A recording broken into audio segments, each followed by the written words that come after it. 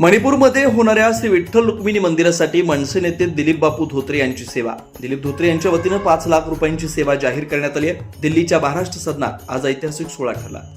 मणिपूरमध्ये श्री विठ्ठल रुक्मिणीचं मंदिर होणार ही वार्ता ऐकून मनसे नेते दिलीप बापू धोत्रे यांचं मन गहिवरलं आणि भरून आलं. दरम्यानच्या विठ्ठलानं मला जीवनदान दिलं, त्याच्या सेवेसाठी मी मणिपूरच्या विठ्ठल मंदिरासाठी 5 लाख रुपयांची सेवा जाहीर केली. त्यामुळे दिल्लीच्या महाराष्ट्र सदनात आजचा दिवस ऐतिहासिक सोहळा ठरला.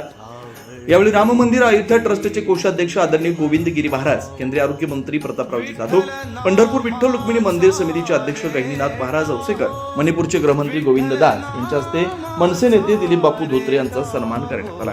यावेळी महाराष्ट्राचे उपमुख्यमंत्री एकनाथ शिंदे ऑनलाईन उपस्थित होते.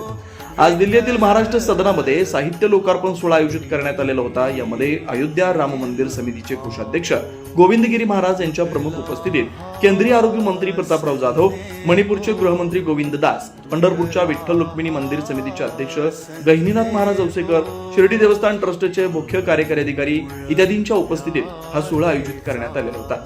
कार्यक्रमाचा मुख्य आशय होता की मणिपूरमध्ये श्री विठ्ठल रुक्मिणी मंदिर, सिद्धिविनायक मंदिर, साईबाबा मंदिर याची निर्मिती करण्याचं येथील सरकारने ठरवलंय. यासाठी महाराष्ट्रातील सर्व मंदिर समितीनं त्या ठिकाणी मदत करायची.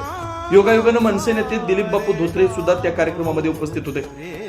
आणि मग आपल्या श्री विठ्ठलाचं, पांडुरंगाचं मंदिर मणिपूरमध्ये होतंय म्हटल्यानंतर ज्या विठ्ठल भगवंतानं मला अपघातातून वाचवलं, त्या माझ्या भगवंताचं मंदिर त्या ठिकाणी होतं म्हटल्यावर त्यांनी क्षणाचाही विचार न करता त्वरित त्या सर्व मान्यवरांच्या उपस्थितीमध्ये श्री विठ्ठल रुक्मिणी मंदिर मणिपूरमध्ये बांधण्यासाठी 5 लाख रुपयाची सेवा जाहीर केली.